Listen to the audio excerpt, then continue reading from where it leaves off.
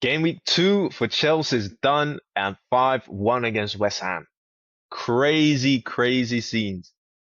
To be honest, I didn't expect this. I didn't expect 5-1, but I was expecting a win against teams like West Ham. I expected a win against Crystal Palace, but we didn't, so it looked a bit shaky. I knew that West Ham were gonna come out into this game looking for a response, right? Looking for a response, looking to hit back. They're playing from home, fans backing them, new season, what can happen? That's what the thoughts were from West Ham, right? Graham Potter was talking about this in the press conference. Chelsea, we shut it down early, right? Obviously, Graham Potter did an expected lineup, didn't really have any big changes compared to the game that they lost against Sunderland. Now, Paqueta opening goal was a shocker. I don't know anybody that watched the Chelsea game who's a Chelsea fan would say it wasn't a shocker, but Sanchez. That guy Sanchez has been stinking on the place since last season.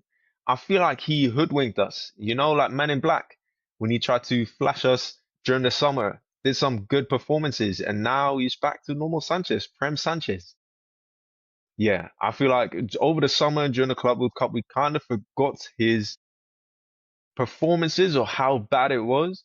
And against Crystal Palace, the free kick that Eze scored, even though it was ruled offside, I gave him the benefit of the doubt. He couldn't see, he couldn't this.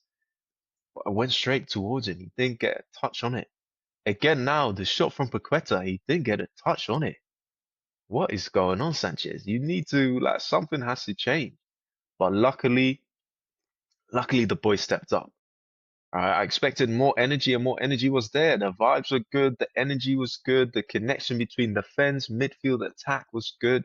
It seemed like Chelsea finally was back to how we were playing over the summer towards the end of last season. Good vibes, everybody working hard for each other, everybody working to get that ball. If the opponent has the ball, we need to be there first. First to the bounce, first to the tackle, we need to, first to the rebound, we need to be there first. That's how it looked against West Ham. I felt like one player stood out to me who I wanted to start from last game, from the impact that he had from Crystal Palace game was Estevao. Guys, Estevao for me is a future Ballon d'Or winner. He is gonna do something amazing.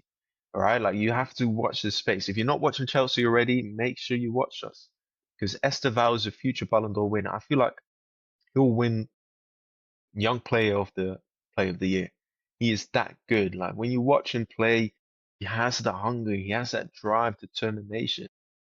And I'm gonna say something bold, and I'm gonna say something crazy, but outside of Hazard, I haven't seen anybody with that it factor, that X factor.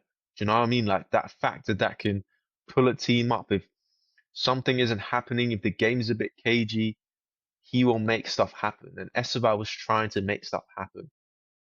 He was dropping in deep to receive the ball, trying to drive forward, trying to invite that pressure, then to pass it on and carry on his run forward. And that was exciting to see, especially from a young boy. I was saying earlier in the week he was 19, but commentators corrected me. He only turned 18 in April, which is crazy to me. The way he plays with such joy, and certain times, especially the goal with Paqueta, I believe it was Esteval's mistake that led to interception from West Ham, and then West Ham ended up scoring.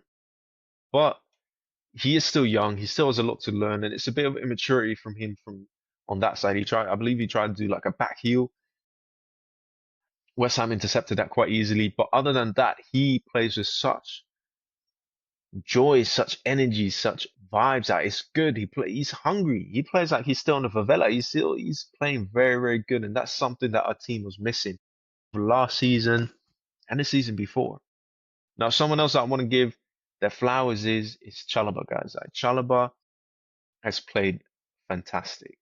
Keep in mind, at the start of last season, he was told, "Look, we don't need you anymore. You can leave." That has an effect on a player as well. He's played all his life for Chelsea, came through the academy, he loves Chelsea through and through. To then get a new manager and the manager say, look, you're not needed anymore, we want to try and get rid of you.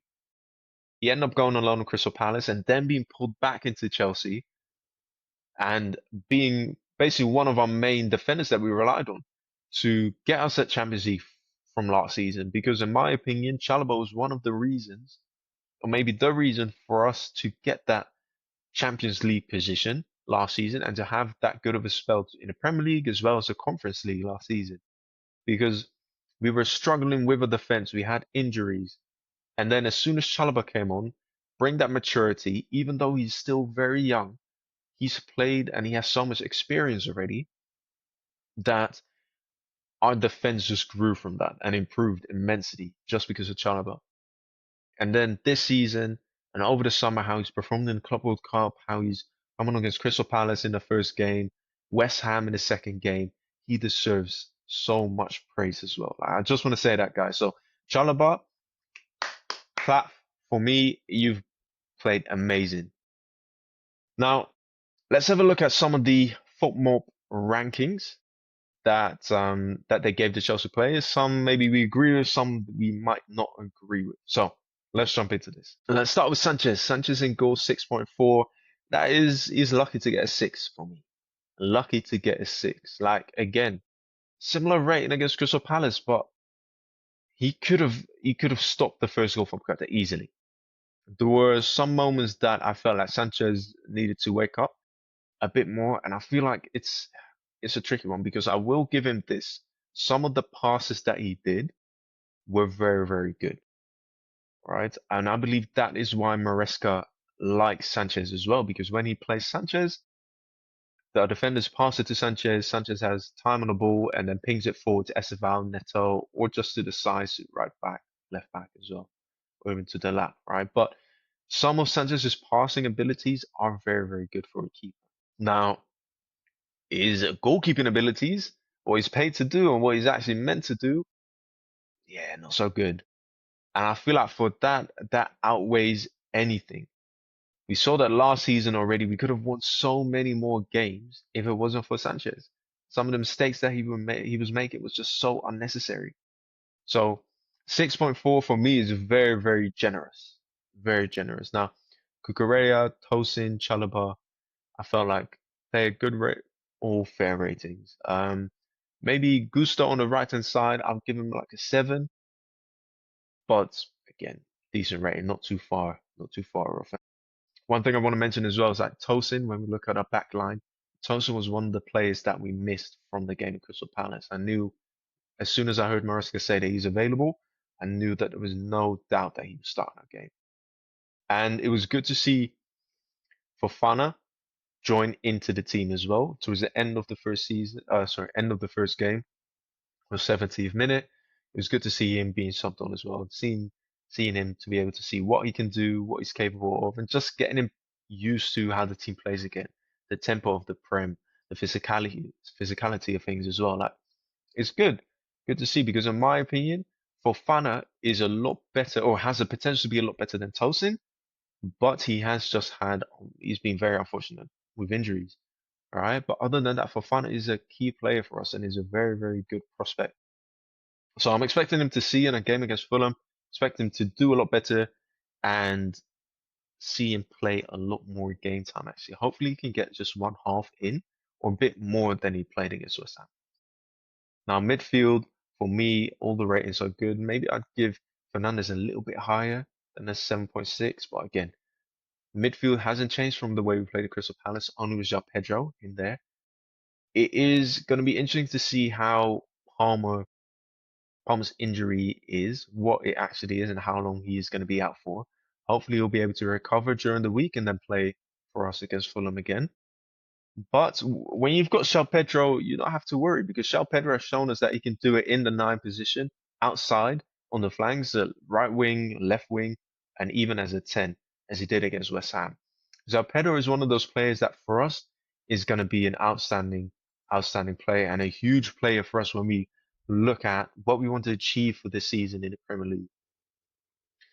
Neto, I've said this many times, Neto for me has become such a crucial player for Chelsea as well in terms of his work rate. He works his socks off for the team.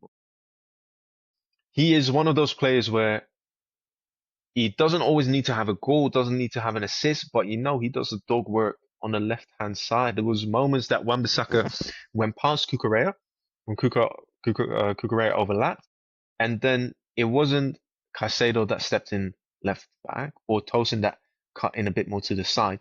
It was Neto who went all the way to the back line on the left hand side and bodied Wan-Bissaka to make sure he didn't get any crosses in. Like Neto is that type of player that works hard and doesn't complain. So I feel like the way we play and the players that we have, Neto is going to be key for us, despite any other player that we get towards the end of the summer still. Neto for me has to be there. Then we've got the lap. I wouldn't say the lap was a 6.7. For me, I would give the lap easily a 7. He didn't get a goal, he didn't get an assist, but he did the dog work. He did the dog work that put a lot of pressure on the centre backs that West Ham had. Obviously, Todibo, Kilman, and Aguerd, and it allowed Joao Pedro to do what he did against West Ham. So the lap was able to do the dirty work, the dog work that nobody really wants to do, but it was able to bring Estevao more into the game, bring Joao Pedro more into the game, and Neto as well. So I feel like the lap again for me, get your flowers there. And for me, it would be 7 rating. If we play like this every game, if we play like this against a team that we're expected to beat, and then we beat, we should be competing for the Premier League, if not win the Premier League. Like our team is very, very good at this stage, especially the way we play. We might not have the best players in every position, but the way we play is undoubtedly one of the best as well. Now I will say this for West Ham. They didn't play awful. But if you've got Graham Potter as your manager, there isn't much you can do. Graham Potter is one of those managers where when we had him as a Chelsea manager, I was heavily against it. He didn't have a clue. That's how it looked like. He didn't have a clue in the world what he's doing. He had no clue. And loss after loss after loss. And now again, West Ham, I feel sorry for you. I feel very, very sorry for you. If you've got Graham Potter, you've got no chance of doing anything. I expected West Ham to just avoid relegation, and for me, they'll just avoid it. Just avoid it. They've got the players to have an average season. Like we've got Diouf, they've got Wan-Bissaka, Todibo, Ward-Prowse. See, Bowen is a key player for them. But the way Graham Potter plays, and the way he speaks about the team, he speaks about the players.